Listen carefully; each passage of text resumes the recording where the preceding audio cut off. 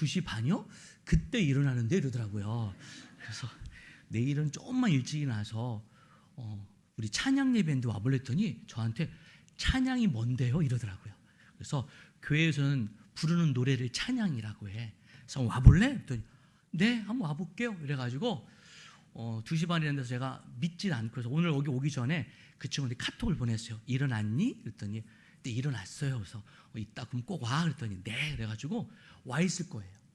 그래서 근데 그 한 명 한 명 오는 게 되게 귀하죠.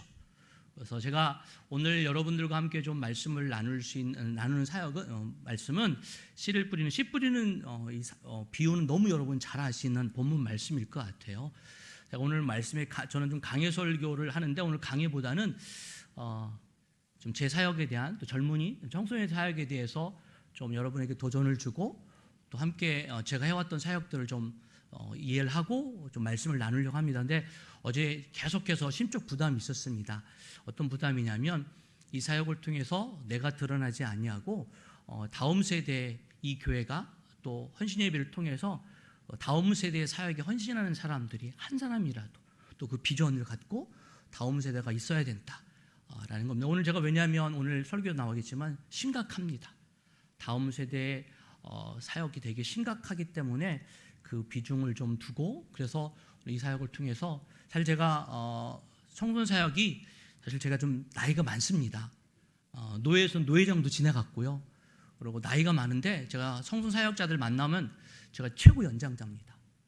그리고 뭐 저는 현장에서 뛰는 사람이고 저는 교회 다니는 친구들보다는 안 믿는 친구들을 대상으로 합니다.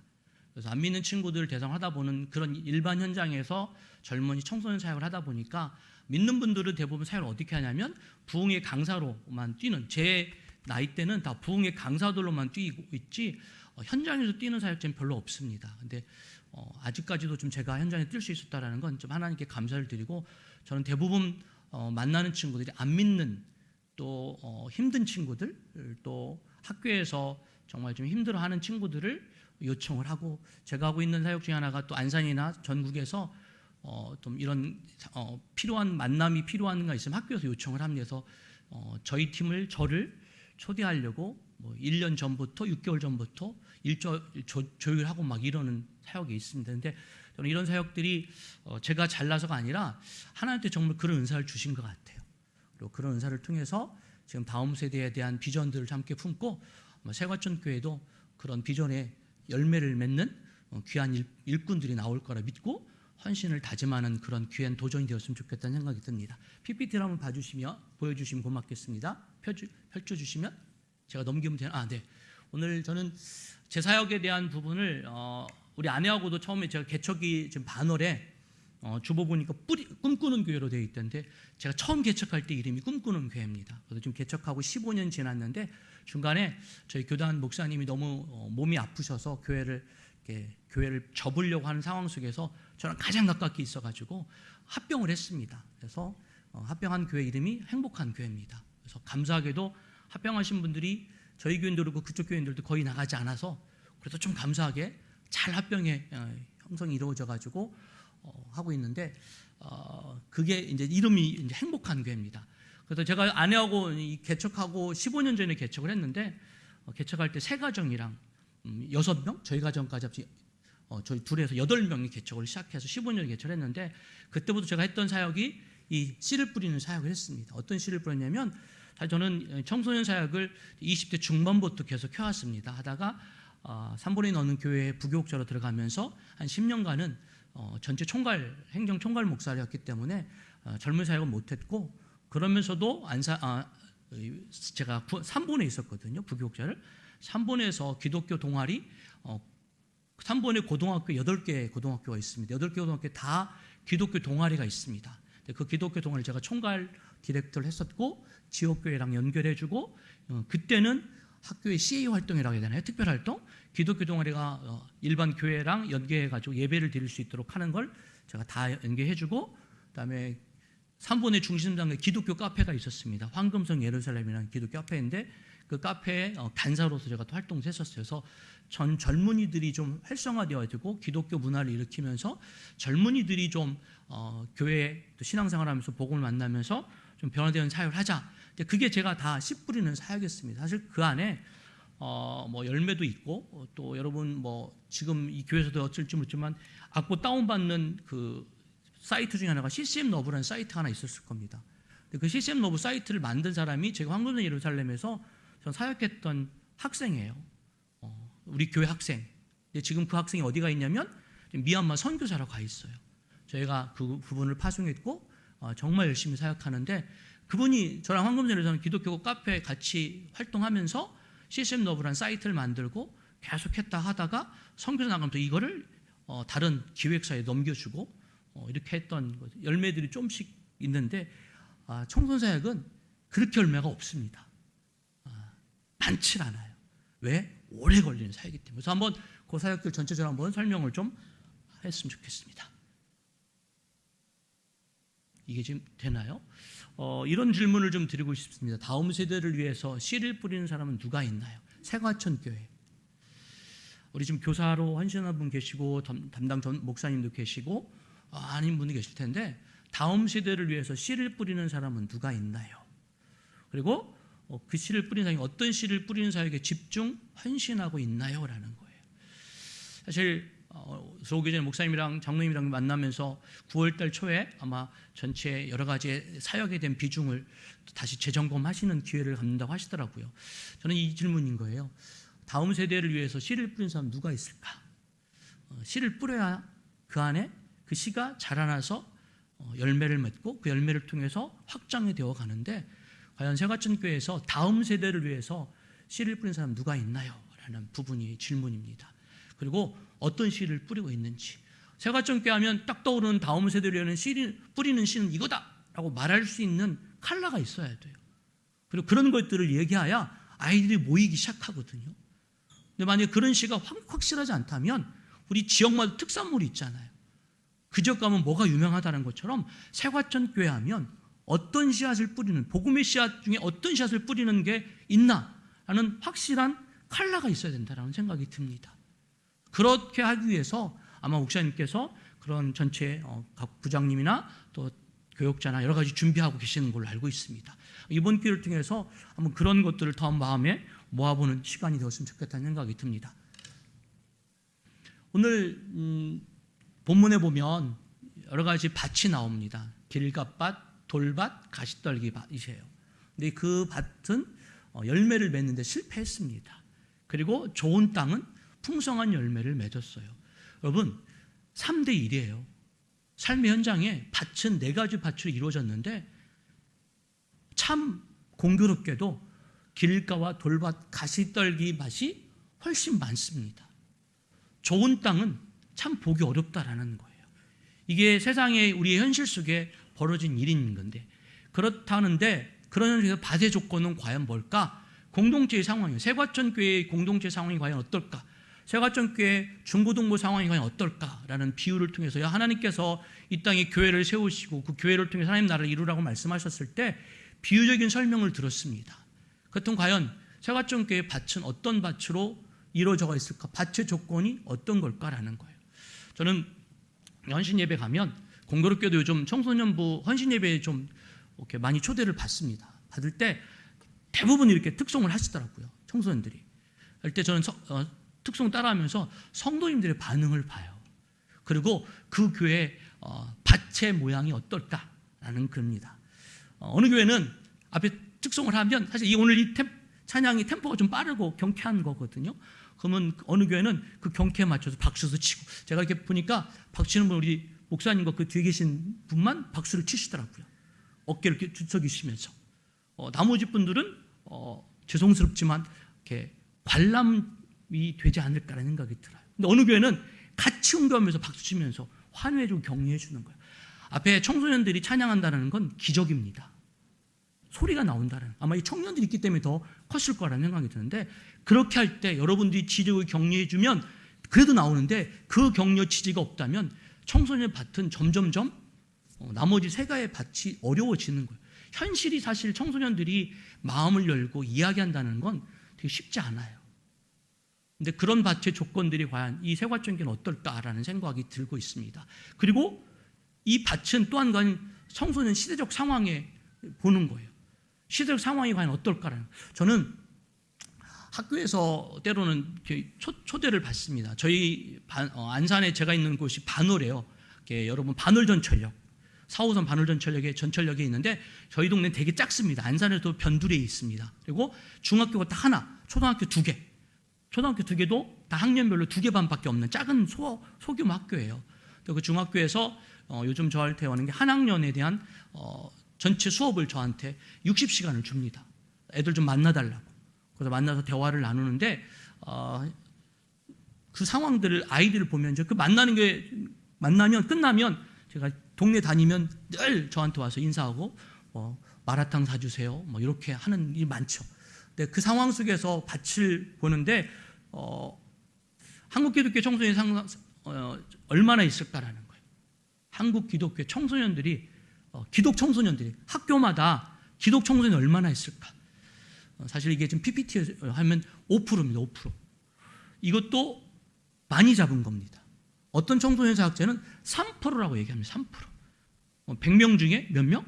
3명이에요.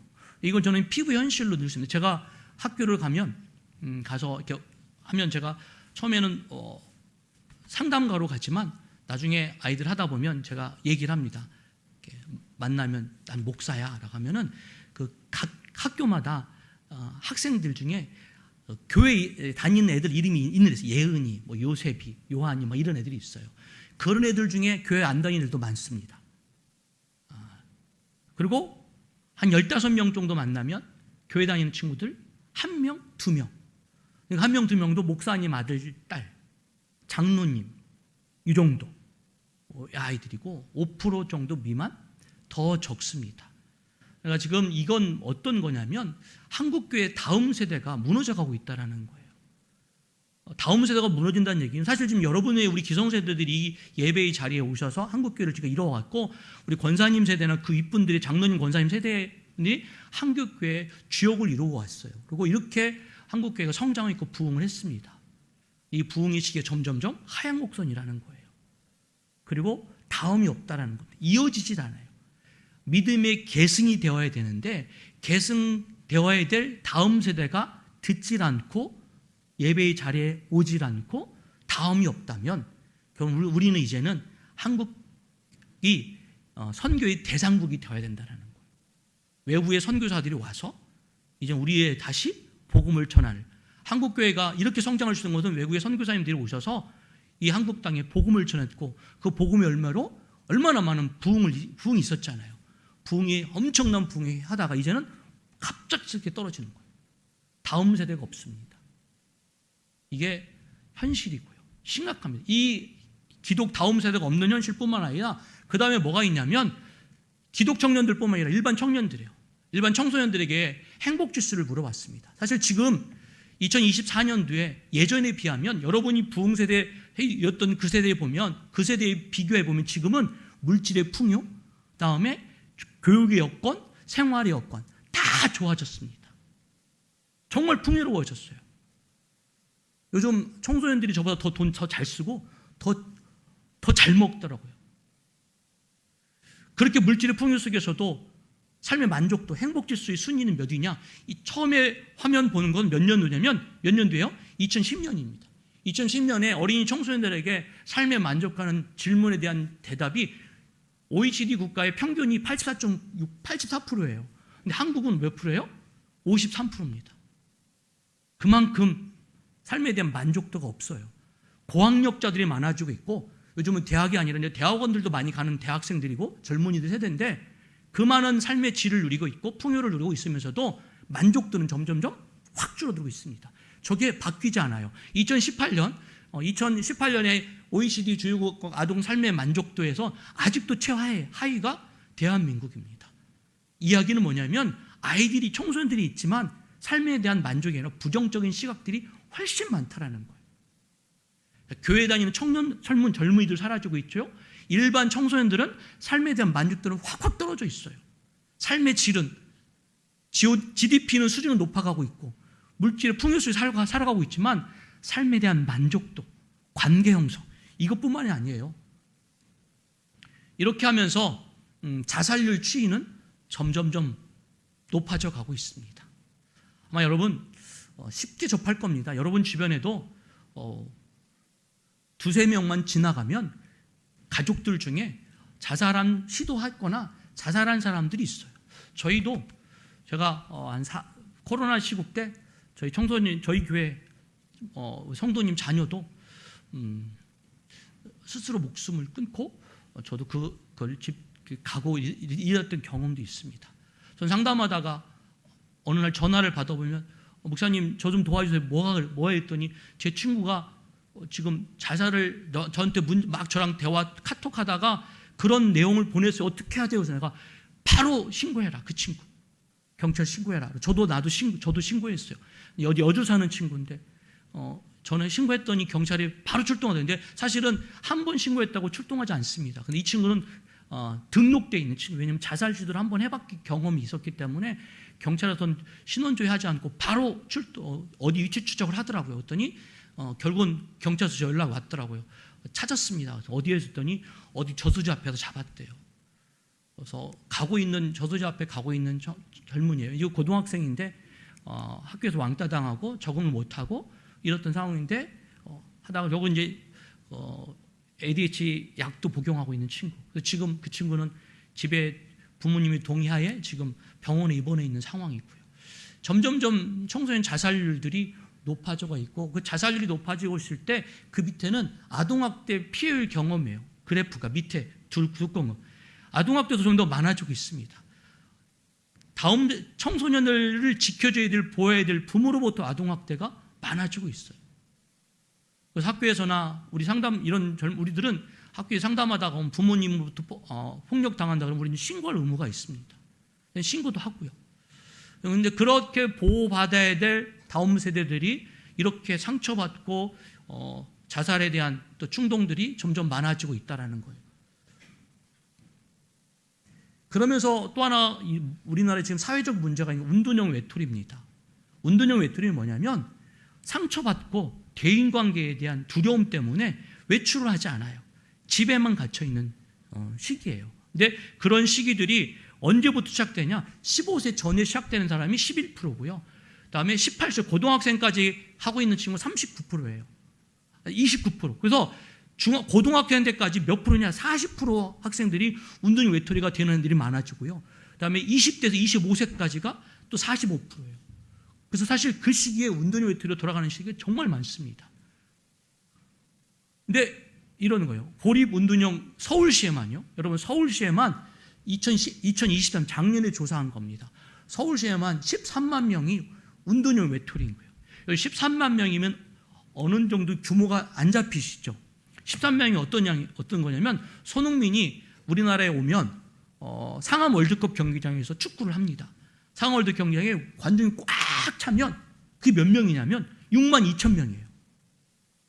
그 6만 2천 명의 배가 넘게 서울시에만 운동형 외톨이 집에만 집거하고 있는 친구들이에요. 외출을 안 합니다. 그리고 그냥 인터넷상으로 밖으로 나가지 않는 친구. 그럼 그걸 누가 고스란히 감당하냐? 부모님이에요. 근데 부모님을 감당할 수가 없습니다. 이걸 사회에서 커버하냐? 그렇지 못합니다. 요즘 시나 도나 이게 지금 운동형 외톨이에 대한 정책들을 엄청 많이 펼쳐내요. 근데 돈을 드린다 해도 집에서 나오지 않기 때문에 이거에 대한 해결책이 없습니다.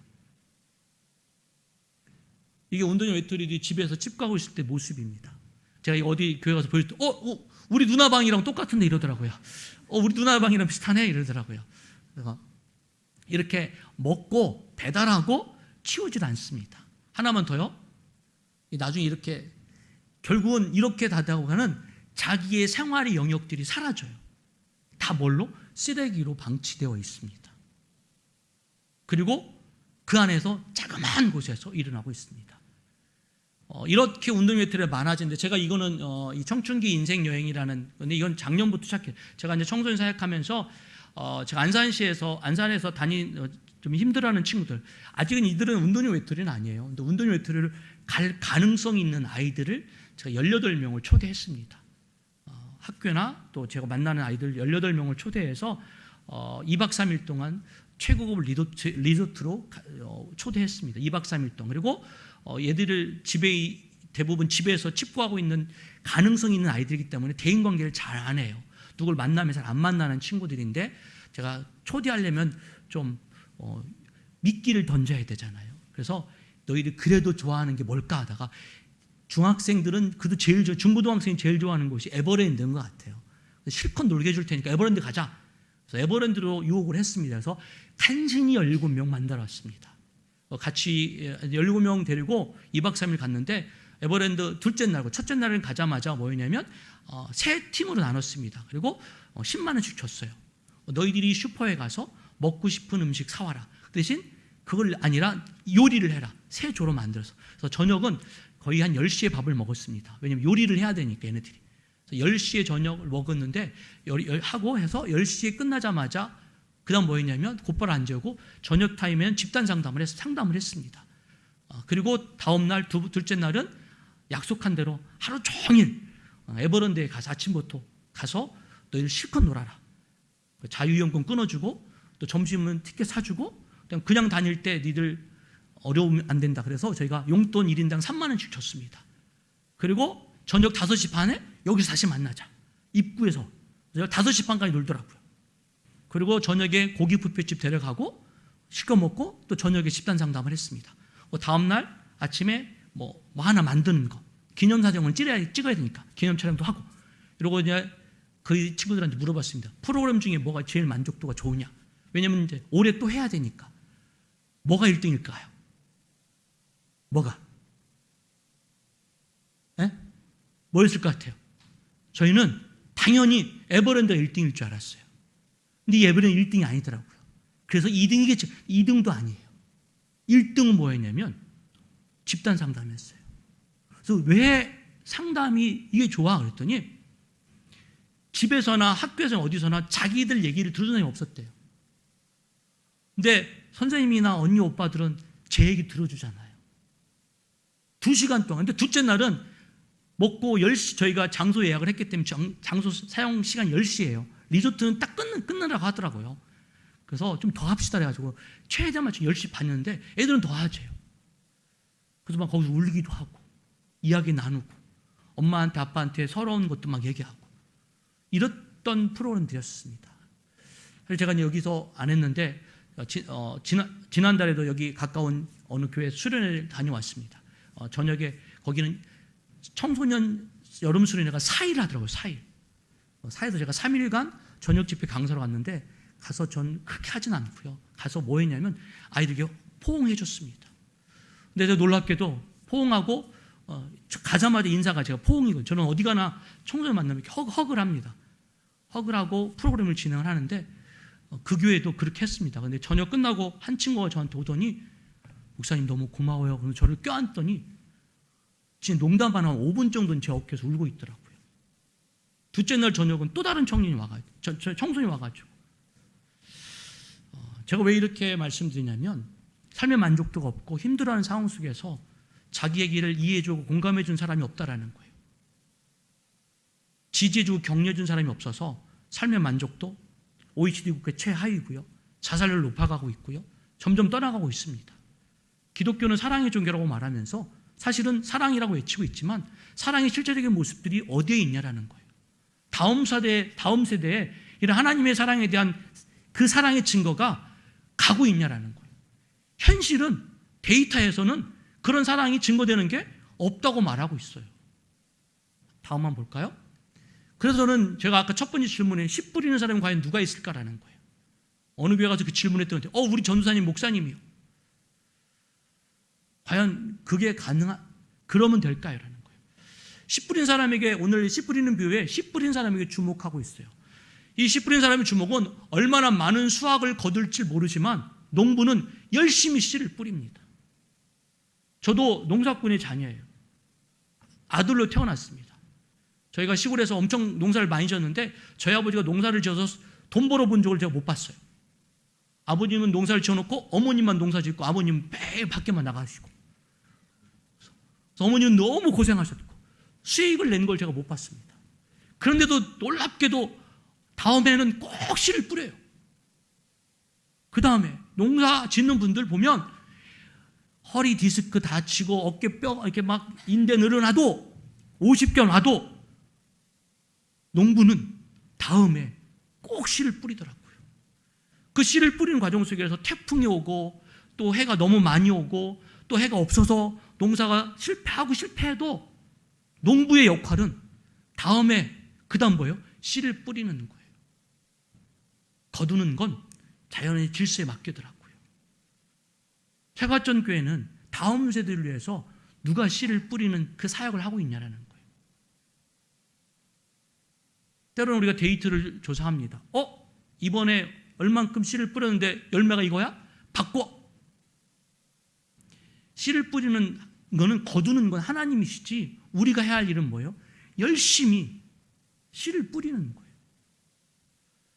사실 제가 15년 전부터 개척해서 얼마만큼의 성과를 이뤘냐라고 하게 물어보고 한다면 그렇게 많지 않아요. 근데 그러나 제가 우리 성도들하고도 제 자신에게도 하는 얘기는 청소년 다음 세대 사역은 열매를 거두는 사역이 아니라 씨를 뿌리는 사역이다. 제 초대교회 우리 초창기에 복음에 우리나라 와서 복음을 전하는 선교사님들 삶의 여정을 보면 우리 어제도 선교사역 갔다 왔다고 들었습니다. 그분들이 과연 열매를 얼마를 거둘까라고 계산하셨을까요? 그분들은 자신의 생명을 다 바쳐서 한국 땅에 복음의 씨앗을 뿌린 거예요. 그 다음 세대에 그 열매를 거두기 시작했죠. 하나님께서 원하시는 건 열매를 얼마나 거뒀냐도 중요하지만 지금 씨를 뿌리고 있냐라는 거예요. 땀 흘려 애를 쓰고 수고하고 기도하고 양육하면서 계속해서 하나님의 씨를 뿌리는 그 사람들의 이 일들을 우리에게 맡겨놓으셨다라는 거예요. 새과천교회 교회가 왜 존재하는가라는 거예요.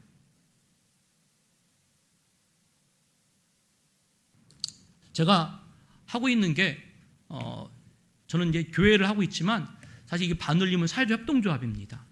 제가 사회적 협동조합의 대표로 이렇게 있습니다. 근데 이 우리 뜻이 이거예요. 바늘림은 뭐냐면 사실은 저게 바늘림은 반월동의 청소년들을 좀 상대를 하려고 했었어요. 처음에요. 15년 전. 근데 이제 이걸 좀 확대시켰습니다. 워낙 다른 외부에서 요청이 많이 와서 반쪽나고 상처난 청소년들에게 하나님의 사랑으로 그들의 마음에 울림이 되게 해서 세상에서 반짝반짝 빛나게 살아가게 하는 사역이에요. 이게 사실 제가 목사로서 하는 사역이 아니라 사회활동가 상담가로 하는 활동이에요. 근데 그들은 다 제가 목사라는 걸 알고 있죠. 이 바늘림 사역이 아까 그런 외부 사역들이 하고 있고요. 그 다음에 제가 이 바늘림을 하는 사역들이 제가 씨 뿌린 사역을 15년 전부터 어떤 사역인지 좀 여러분에게 잠깐 소개하려고 합니다. 이 사역이 새과천 교회의 사역이 있을 겁니다. 그리고 여기에 맞는 사역을 찾아야 될 거고 어떻게 복음의 다음 세대를 향해서 복음의 씨앗을 뿌릴 것인가를 한번 봤으면 좋겠다는 생각이 듭니다. 제가 맨 처음 개척하자면 했던 게 사실 역사 탐방이에요. 이거는 지금은 하지 않습니다. 왜냐하면 제가 너무 힘들어요. 한 달에 한 번씩 이 역사 탐방 서울 경기권에 제가 한 30곳의 역사 탐방을 갔습니다. 그때는 이제 놀토라고 해서 격주로 토요일 날 쉴 때에 있었습니다. 그때 교회 문화가 어떻게 할 것인가 했을 때 역사 탐방을 저희 동네는 이런 좀 소외된 곳이었고 외딴섬 같은 곳이었기 때문에 청소년들이 초등학생들이 놀 문화가 없었어요. 그래서 제가 예전부터 해왔던 부교육제 했을 땐 그 사역들을 이어갔습니다. 그래서 사실 저랑 개척했던 멤버들이 다 저희 아들, 딸 친구들이 몇 가정 있었어요. 그래서 주일학교에서는 6명이 있어가지고 이 아이들이 완벽한 잘 갖춰졌던 교회에서 이제 개척을 하러 왔는데 이들과 어떻게 이 아이들에게 있을까 하다가 얘들 데리고 역사 탐방을 가려고 하는데 야 얘들만 데려가지 말고 이 지역에 있는 아이들 좀 같이 데려가자 가지고 그냥 제가 포스터 저게 좀 다 포스터예요. 첫 번째 보였던 포스터 A4 용지 복사해가지고 제가 다니던 식당에 전봇대에 이렇게 붙였어요. 근데 그 중에 4명이 처음에 역사 탐방을 갔습니다. 걔네들이 우리 교회 주일학교 시작했고요. 같이. 그리고 부모님 나오기 시작했고. 저건 한 7년 정도 했는데 저 다닐 때 저 부모님 연락처 제가 다 받았습니다. 왜냐하면 여행자 보험을 들었기 때문에 부모님의 연락처가 있어서 제 핸드폰에는 저희 지역에 있는 주민들의 연락처가 한 300명, 400명 넘게 저장이 되어 있습니다. 왜냐하면 자연스럽게 부모님들이 이걸 하려면은 여행자 보험을 들려면은 했습니다. 그 다음 한번 보여주세요. 그러면서 제가 한 2년 정도 하다 보니까 지역에 있는 단체에서 목사님은 어린이에 대한 어린이들에 대한 관심이 많으신 것 같아요. 저랑 같이 하시죠. 그래가지고 어린이 축제를 기획을 했습니다. 첫 번째부터 제가 기획단으로 들어가서 이 맨 왼쪽 씨 뿌리는 사이 그 밑에는 초등학교 운동장에서 어린이 축제였는데 사실은 지역 아동센터하고 복지센터하고 저하고 우리 교회하고 3개 단체가 어린이날 5월 어린이날 부모님 따라서 못 가는 그냥 집에만 있는 아이들만 초대해서 어린이 축제를 해주자. 그래서 한 50명? 한 100명 정도, 큰 100명 정도만 생각하고 저희가 했는데 거의 저때 한 300명이 왔습니다. 그리고 이거 한다니까 시장님도 오시고 저 퍼포먼스는 김밥 돌돌 마는 거예요. 김밥을 만들었고 저는 이제 어린이보다는 청소년들 관심이 있는데 그 다음에 청소년도 5월 달엔 어린이 축제 했다면 후반기에는 청소년들을 향한 어떤 문화를 좀 만들어 주셔가지고 음악회를 했습니다. 음악회. 그래서 이거는 복지센터랑 저랑 같이 음악회를 해서 처음에 한 200만 원만 어디서 후원을 받아서 음악회를 하기 시작했습니다. 그 음악회는 청소년들이 주인공이 되고 저는 사실 악기 하나도 못 다룹니다. 아무것도 못 다루는데 음악회를 했는데 지금 저게 14회, 올해도 지금 계획되어 있거든요. 14년 동안 꾸준히 이어진 사역입니다. 그래서 저게 이제 안산시에서 좀 청소년들을 위한 딱 정착화된 좋은 이렇게 프로그램이 되어가지고 이제 시에서 매년 일정 금액을 저희한테 후원해 줍니다. 그래서 꾸준히 진행되고 있는 활동 중에 하나가 있고요. 인생 수업이라는 건 제가 하는 집단 상담입니다. 사실 저것도 사실은 저는 상담이 신학이 전공인데 어느 교수님을 만나는데 목사님이 너무 젊은 다음 세대에 하는 게 좋은 것 같습니다. 그래서 저랑 이런 상담사역 좀 같이 하자 그래가지고 제가 한 2년 동안 배우면서 한 10몇 년 정도 배워가지고 지금은 제가 주사역에 상담 활동을 하고 있는 것서 합니다. 제가 이런 시를 계속 뿌릴 때 처음엔 제가 청소년 찾아다녔어요. 가고 초대하고 그리고 그들이 자연스럽게 오게끔 했습니다. 지금은 제가 찾아가지 않습니다. 지금은 그들이 우리 교회를 자연스럽게 오게 돼 있어요. 오고 이제는 자연스럽게 하는 것이 있는데 왜냐하면 모든 아까 음악회도 그렇고 그다음에 어린 축제도 그렇고 인생 상황 모든 게 다 어디서냐면 저희 교회 처음 개척했을 때는 교회가 작았기 때문에 한 예배실밖에 없었는데 제가 한 3년 개척 후 3년부터 청소년들이 많이 오기 시작하면서 주일학교들이 많이 오기 시작하면서 제 사례비도 별로 받지 못했던 상황 속에서 공간 하나를 더 구하자. 그리고 그 공간은 우리가 쓰지 말고 지역 주민들을 개방을 해주자. 주일날에는 우리가 식당 쓰고 교육관을 쓰지만 평일날은 우리 교회 쓰지 말고 지역 주민들 개방을 하자. 그 공간이 꿈쟁이 교실이라는 공간으로 아예 명칭을 세워서 꿈쟁이 교실은 저희 교인들은 평일날 거의 쓸 시간이 없습니다. 그냥 지역 주민들이 와서 계속해서 쓰는 공간. 다음 한번 넘겨주실래요? 그래서 이것도 이제 청년기 인생 수업은 이거는 이제 청소년이 지나면 이제 20대 청년들하고 만남의 시간을 갖는 겁니다. 제가 이제는 청년을 찾아가는데 이제 그쪽에서 저를 찾아오게끔 만들어놨습니다. 제가 15년 넘게 하다 보니까. 그래서 이런 것도 그다음에 지역 주민들이 요즘 남자애들이 성에 대한 관심들이 되게 많잖아요. 사춘기들은. 그래서 지역 주민이 저한테 오셔가지고 목사님 죄송한데 우리 아들 친구들 지금 제가 모아놓을 테니까 목사님 성교육 좀 해주시면 어때요? 좋습니다. 그래가지고 그때부터 성교육도 좀 계속 해왔던 상황이에요. 그래서 제가 이거 하는 건 뭐냐면 제가 우리 교회 성도들과 의논해서 사역을 만든 게 아니에요. 지역에 있는 주민들과 같이 교회를 이루면서 우리 교회 공간을 같이 해서 지역 주민을 만나면서 그 지역에 필요한 게 뭔가를 기획하고 만들어가면서 이거 하자. 그래서 어린이 축제, 그다음에 청소년 음악회, 그다음에 성교육, 그다음에 인생 집단 상담에 대한 프로그램들을 만들어가고 있고 하다 보니까 그 교회를 좀 개방해서 우리 동아리 이것도 좀 연습하게 해주세요. 저도 연습해서 언제든지 하십시오. 그래서 계속해서 와서 교회 공간을 개방을 해놓은 겁니다. 저는 처음에 초창기 때 제가 개척해서 맨 처음에 전도를 하려고 이제 개척했으니 전도를 하려고 집집마다 저희 아파트에서 꼭대기서부터 1층까지 다 전도지를 막 붙였어요. 어느 날은 그 관리사무소 전화가 왔습니다. 한 번만 더 하면은 경찰에 신고하겠습니다. 아파트는 요즘 그러잖아요. 요즘은 더 심각해서 비밀번호 없으면 못 들어가고. 그래서 안 되겠어 전철역 앞에서 이제 전도를 하기 시작하는데 과천에 있는 교회도 저희 바늘까지 와서 전도를 합니다. 대형 교회. 어느 날 딱 전도를 갔는데 저희는 저희 동네 전철역은 독특하게 출구가 하나입니다. 몇 번 출구 저희는 얘기하지 않습니다. 그냥 바늘역 그냥 내려서 나와 그러면 저희 처형도 몇 번 출구 나와서 처형 그냥 몇 번 출구 말고 그냥 나오세요. 몇 번 출구 나오시면 돼요. 근데 와보면 제가 무슨 말인지 저희는 출구 하나밖에 없습니다. 나오면 거기에 안산의 큰 교회, 과천에 있는 큰 교회, 저희 동네의 큰 교회 어느 날 보면 쫙 한 서너 교회가 전도 좀 막 나눠줘요. 그 모든 교회 하나님은 한 분이신데 니네 교회 내 교회 막 싸우는 것 같아요. 야 이건 무슨 집안 싸움이냐? 경쟁하는 거냐? 어느 교회 큰 대형 교회들은 전도용품이 많으면 좋은 거예요. 우리 작은 개척교회는 게임이 안 되는 거죠. 너무 이건 아닌 것 같다. 그래서 제가 한 1년 하다가 접자. 이거는 전도가 아니다. 우리는 우리 교회 나름대로 우리 교회 방법을 하죠. 그래서 제가 그 공간을 찾게끔 만들자. 그래서 저런 사역들을 계속해서 해왔던 건 한번 다음 넘겨주시죠. 그래서 이게 이제 꿈쟁이 교실이라는 교육관이에요. 지금은 이제 4층에 아예 한 층을 35평짜리 전층을 아이들이 와서 이용을 하고 지역 주민들이 이용을 하는 겁니다. 하다 보니까 안산시에서 이 공간을 마을 거점 공간으로 좀 하자. 그래서 얘기합니다. 사실 시나 또 교육청이나 도나 요즘은 다 자체가 아니라 지역에 있는 공간들을 원하고 있어요. 시 자체가 어떤 공간을 매입해서 만들려면 너무 많은 돈이 예상이 드는 거예요. 근데 이런 것들을 지역에 있는 유효 공간들을 활용하자. 그래서 좀 학교 학생들이 여기는 뭐 과밀학급이지만 다른 데는 이제 그 학급 수가 줄어들거든요. 초등학생 수가 줄어드니까 그래서 그 학교를 개방을 하고 시 건물도 개방을 하고 뭐 이런 것들이 많아집니다. 그리고 민간단체를 하고 그래서 저희 같은 경우는 제가 오랫동안 해왔기 때문에 안산시 마을, 안산 마을 만들기 거점 공간이기도 하고요. 별별 공간이라는 청년들의 거점 공간이기도 합니다.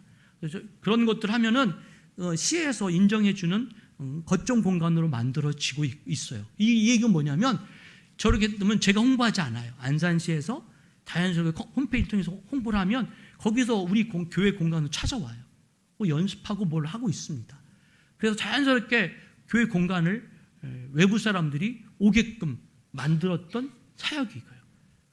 다음 한번 넘겨주실래요? 그래서 이게 오랫동안인가 국민유보에 제 기사가 난 겁니다. 사실 어제도 마찬가지. 어제 제가 5명이랑 우리 청소년들 만났는데 토요일 날 늦게까지 있으니까 부모님한테 어디 있다고 얘기하면서 어디 있다고 하니까 저희 꿈쟁이실에 있어 엄마 나 그러니까 거기는 괜찮아 이렇게 허락이 돼요. 왜냐하면 저희 동네는 그렇게 크진 않기 때문에 행복한 게 꿈쟁이실하면 그래도 어느 정도 부모님들 알고 계셔요. 그리고 이제는 저기 있잖아요. 부모님들이 거기 한번 가봐라 이겁니다. 제가 이걸 한 이유는 사실 저도 청소년 생활 오래 하면서 애들한테 야 하라는 거 있어요. 여러분들이 자녀들한테 하라는 건 뭐가 있습니까? 뭘 하라고 하십니까? 하라고 하는 게 하나 있을 거예요. 공부하라. 그렇죠? 근데 하지 말라는 거 많습니다. 핸드폰 하지 말라? 뭐 하지 말라? 하지 말라는 건 정말 많아요. 하지 말라고 했으면 다음에 그들 대안이 있어야 돼요. 대안이 있나요? 대안을 제공하는 어른들이 돼야 되는 대안이 없어요. 이거 하지 마, 저거 하지 마. 넌 오로지 공부만 해. 그래서 저는 좀 약간 대안을 주자 해서 그냥 저희 공간은 저 꿈쟁이 교실은 와서 그냥 너희들이 쉬어라. 아이들이 갈 수 있는 공간은 정해져 있습니다. PC방, 그다음에 어디예요? 카페, 노래방. 딱 3군데예요. 그 외에 갈 공간이 별로 없습니다. 좀 요즘 좋아서 체육시설, 공원들이 있는데 이 여름날에는 못 가고요. 그래서 너희들이 편하게 와서 언제든지 놀 수 있는 공간들이 우리가 좀 제공하자. 어른으로서. 저희 공간, 저 4층은 아예 저희가 지금 벽에 저희 전면은 전체 거울이에요, 거울. 바닥은 전기 판넬을 깔아서 그리고 에어컨 언제든지 그리고 저거 하면서 저희 교회도 그렇고 시에서 그렇고 CCTV를 설치해달라 설치하면 좋겠다고 했는데 제가 반대했습니다. 아이들이 감시받는 느낌을 갖고 있다면 과연 아이들이 여기를 올 수 있을까? 감시받는 거 없었으면 좋겠다. 그래서 지금은 아예 CCTV도 만들지 않고 있고요. 그다음에 이제 스스로 자기들이 보안관이 되어져서 약속 시간이 있거든요. 지났는데도 불이 켜지면 저한테 전화 와요. 목사님, 불이 켜져 있어요. 그리고 아이들 좀 안 좋은 애들은 밤에 몰래 가서 막 이용해요. 그럼 막 지나다니다가 들어가서 이상한 애들 와 있으면 저한테 전화 와가지고 목사님 이상한 애들 와 있어요. 빨리 오세요. 그러면 이제 가서 쫓아내기도 하고. 이제 지금은 뭐 오랫동안 있어서 저 공간 아예 청소년의 건강한 공간으로 언제든지 와서 활동하고 있고 또 지역 외부에서 후원해 주셔서 컵라면도 잔뜩 싸다 놨습니다. 와서 뭐 라면 먹고 싶으면 먹고 자고 싶으면 자고 이렇게 하고 있어요. 그러면서 저는 거기서 뭘 하냐면 때로는 야 우리 니네들 요즘 어떻게 지내냐 이야기를 나누는 겁니다. 그리고 이런 고민 저런 고민 나누다가 야 그럼 목사님이랑 같이 한번 이런 거를 꾸준하게 한번 정기적으로 만나서 이야기를 나누면 어떨까? 좋아요. 그래서 아까 말하는 인생 수업이 시작이 된 거예요. 집단 상담이. 그래서 한 번 모을 때 15명을 제가 모집을 합니다. 근데 저희 원칙은 선착순이에요. 15명 선착순. 요즘은 이번에 지금 이제 8월 20일부터 시작하거든요. 이틀 만에 마감 끝났어요. 청소년들 막 신청을 해가지고. 이때 15명 딱 선정했는데 걔네들이 제가 한 번 만나면 3시간 합니다. 6시부터 9시까지. 다 학원 가는 시간이거든요. 그래서 부모님들 다 동의받아라. 동의받지 못하면 안 한다. 그래서 부모님 동의서를 갖고 옵니다. 근데 부모님이 동의하는 것은 이 시간 학원을 빼겠습니다라는 거예요. 그래서 6시부터 9시까지 학원 다 빼고 저희한테 와요. 그래서 15명이 집단 상담입니다. 거기는 우리 교회 청소년도 있지만 3분의 2는 안 믿는 친구들이에요. 그런 얘기 나누면서 신앙적인 얘기를 나누고 신앙적인 일반 얘기 나누고 고민 나누고 하다가 자연스럽게 또 교회 다니는 본 적이 있니? 그리고 나중에 한번 와라. 그래서 어저께 제가 저녁 했던 애들이 오늘 이제 이따 가서 전화해 볼 거예요. 그 친구 진짜 왔는지 안 왔는지. 오면 제가 또 치킨 사주기로 했거든요. 제가 하는 일은 치킨, 피자 사주는 겁니다. 교회 초대하는 거. 그럼 이제 우리 전사님이 걔네들 케어하고 교사들이 케어하는 것. 근데 저게 좀 소문이 나서 국민유보에서 취재해 와가지고 꿈이자는 놀이터에서 하는 거예요. 거기 한번 가봐라. 그래서 저 공간은 아까 제가 음악회 한다 그랬잖아요. 음악회 하면은 밴드 연습하는 곳, 댄스 연습하는 곳 저희 교회예요. 그래서 예배당 개방했습니다. 그래서 이 예배당 오면 주일을 하면 수요예배 금요기도 때문에 쓰고 나머지 공간 다 쉬잖아요. 이 공간을 어떻게 하냐. 지역 주민 청소년들 완전히 와서 피아노 쓰고 신디 쓰고 다 하는 거예요. 그리고 저 4층은 댄스. 여기 중학교 댄스팀 100% 있습니다. 요즘은 중학교 학교마다 댄스팀 없는 데가 없거든요. 그리고 댄스 동아리들이 활성화되어 있고. 그래서 그 연습 장소는 애들이 연습하려고 하면 수업 끝나고 해야 되거든요. 근데 수업 끝나면 학교는 문 닫습니다. 연습할 장소가 없어서 임대를 돈 주고 하는 거예요. 그래서 저는 와서 공짜. 언제든지 와서 해라. 그래서 뭐 토요일날 주일날 예배 끝나면 와서 하고. 이제 아마 가면 5시부터 또 댄스에서 바로 와 있을 거예요. 이렇게 해서 하다 보면 공간들을 계속해서 만들어 주셨습니다. 다음 넘겨주십시오. 자, 이거예요. 자, 오늘 헌신 예배를 통해 여러분들에게 씨를 뿌리는 사역이 뭐냐? 사실 함께 비전을 좀 공유했으면 좋겠다는 거예요. 고린도전서 1장 2절입니다. 뭐냐면 고린도는 하나님의 교회예요. 여러분 초대교회에 다 고린도 교회, 갈레드 교회 다 뭐예요? 지역에 있는 교회예요. 여기도 세과천, 과천에 있는 교회예요. 세과천 교회라는 겁니다. 이게 뭐예요? 그 지명을 집어넣은 이유는 뭘까요? 하나님께서. 이게 고린도의 교회를 하나님의 교회라고 얘기합니다.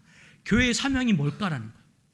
그 사명 중에 하나는 고린도에 있는 그 지역을 너희가 영적으로 책임을 지라는 거예요.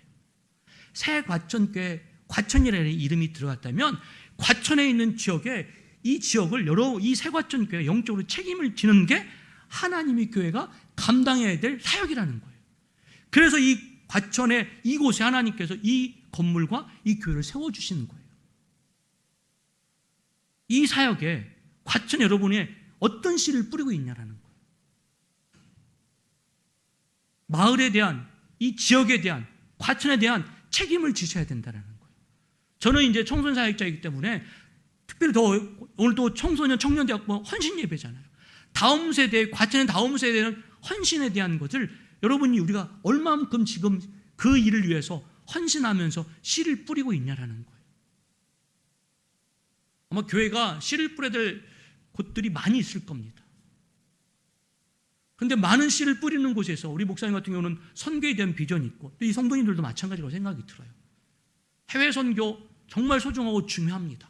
근데 다음 세대가 5%밖에 안 되고 3%로 내려가고 있는 상황입니다. 이건 때로는 외부의 해외 선교도 정말 소중하고 중요하지만 일반 교회에서 이 과천이라는 지역에 또 다른 우리 영적으로 책임져야 될 것은 뭐냐?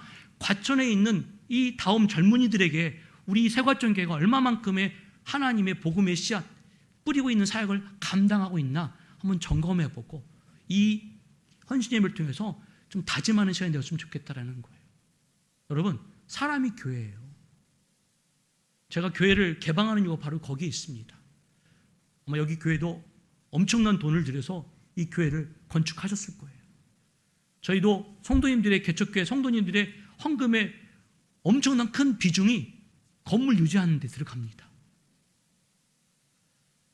제가 성도들한테 얘기했습니다. 저희는 건물을 짓지 않겠습니다. 뭐 질 상황도 아니고요. 이게 뭐냐면 사람에게 투자하겠습니다. 저희가 전도사님 한 분이 계십니다. 그리고 제가 오늘도 좀 내년에 저희 성도들과 기도하는 건 주일학교 사역을 담당할 사역자를 세우자. 저희 교회가 크지 않아요. 그리고 예산도 많지 않습니다. 근데 다른 것 하지 말고 사람에게 투자하자. 그리고 사람에게 투자하는 건 저는 그게 씨 뿌리는 사회로 생각하는 거예요. 저희 교회 제가 개방을 했다고 그러잖아요. 심각한 일은 아이들이 안 믿는 애들이 오기 때문에 교회 안에선 참 덕스럽지 못한 일도 있어요. 예전에 한번 밤 12시에 전화가 왔길래 막 후다닥 뛰어갔더니 가출한 남자 청소년 둘하고 우리 동네 여자 청소년 둘이 4명이서 교회로 온 거예요. 그 꿈쟁이 교실로. 그래서 거기서 이제 술 파티를 딱 벌이려고 했던 거죠. 그런데 아이들이 전화해가지고 올라간 걸 봤더라고요. 제가 가서 새벽 2시까지 한참 얘기하고 그 가출한 청소년 둘은 제가 전화번호 따로 하고 그 학교 연락해서 계속 연락을 하고 있었습니다. 지금은 이제 연락이 끊겼지만 뭐 그런 일도 있습니다. 근데 이게 제 10년 넘게 하면서 딱 한 번 벌어진 일입니다. 한 번. 저희는 왜냐면 제가 정기적으로 비밀번호를 바꿉니다. 그리고 나랑 소통하는 친구들한테만 비밀번호를 공개를 합니다. 그리고 그들이 책임을 지게끔 하고 있고요. 저도 안전장치를 해야 되니. 그리고 그들에게 늘 하는 건 너희 여기서 사고치고 불미스러운 일이 벌어지면 목사님은 너희들이 못 받는 게 아니라 교회를 떠나야 된다. 그리고 교회가 문을 닫는 상황이다. 너희들이 이 공간을 잘 유지해줬으면 좋겠다. 나랑 똑같은 마음으로.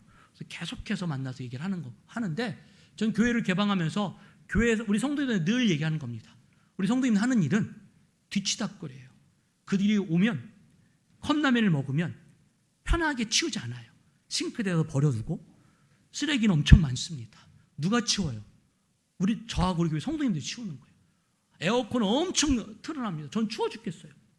근데 오면 하루 종일 에어컨 빵빵히 틀어놔요. 댄스 연습한다고 틀어놓고 애들은 또 어떤 애는 덥다고 창문도 열어놓고요. 창문 열어놓고 에어컨을 틀어놔요.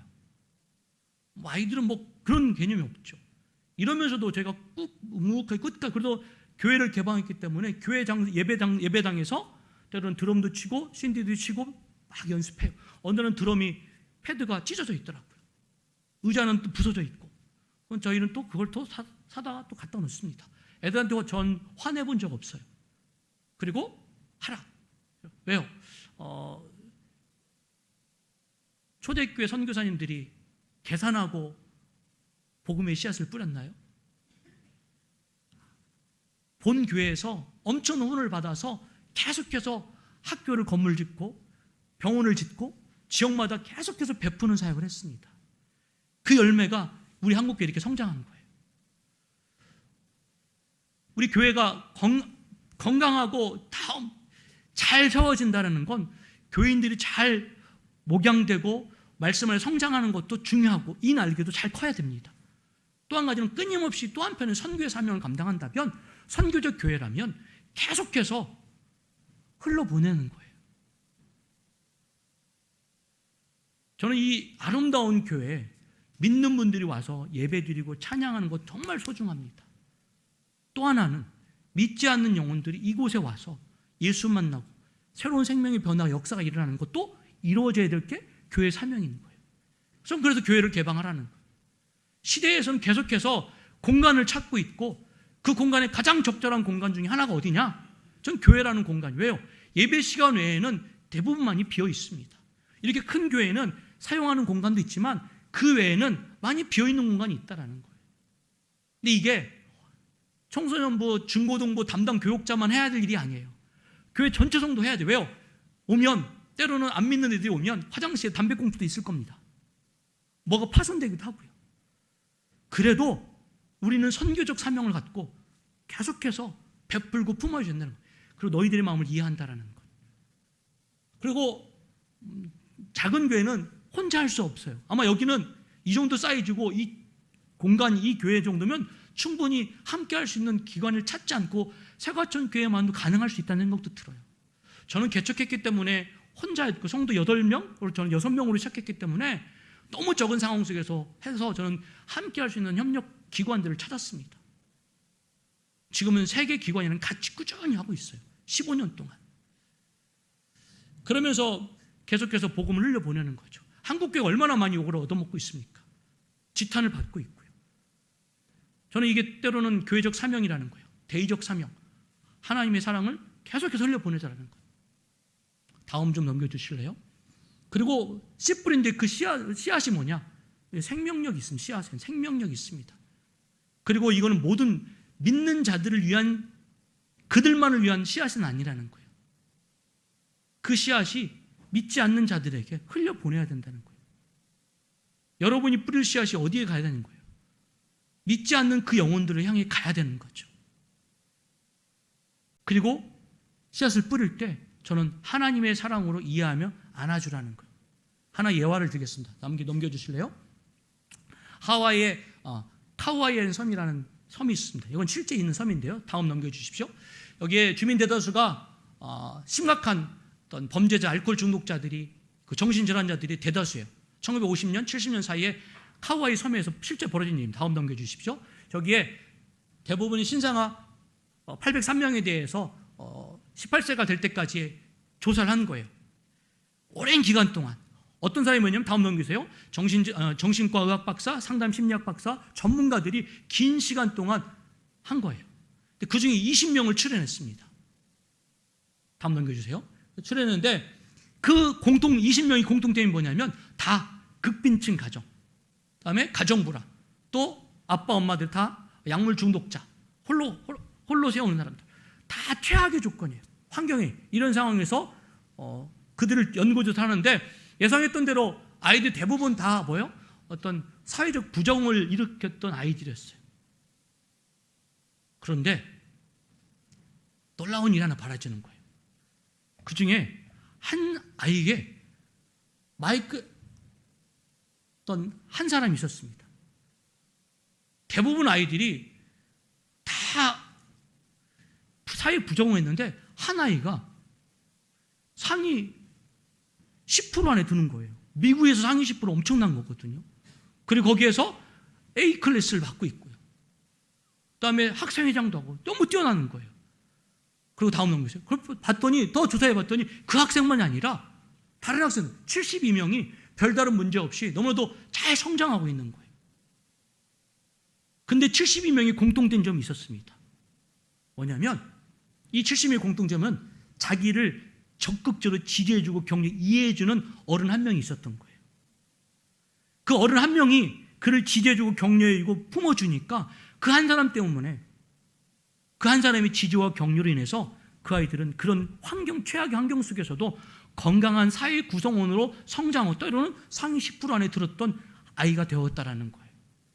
여러분, 아까 제가 청소년 자살률 우리나라가 전국 세계에서 최근에는 2위로 내려왔습니다. 근데 지금까지 계속해서 청소년 자살률이 1위였습니다. 근데 청소년이 왜 자살할까요? 자살한 이유가 여러 가지 있습니다. 제가 물어봐요. 왜 너희들 친구들이 자살할까? 뭐 힘들어서요, 괴로워서요, 학교 공부 때문에 힘들어서요, 막 이러서. 그러면 다른 나라는 없을까? 다 있어. 그런데 왜 우리나라가 이렇게 전 세계에서 계속 1등할까? 저는 그 이유를 하나로 찾습니다. 한 사람이 없어요. 한 사람. 자기의 이해해주고 품어주고 공감이 한 사람이 없는 거예요. 우리나라의 문화는 꼰대 문화라고 합니다. 꼰대 문화는 뭐냐면 나를 이해해주고 지지고 격려해주지 않는 사람을 꼰대라고 하는 거예요. 씨 뿌리는 사역은 품어주고 이해해주는 거예요. 나중에 그가 어떻게 변해질지 모르는 거예요. 계속해서 씨를 뿌리다 보면 그 안에 생명이 있는 거거든요. 그 생명의 씨앗은 언제 자랄지 몰라요. 그 열매를 거두게 하시는 분 누구예요? 여호와 하나님이신 거예요.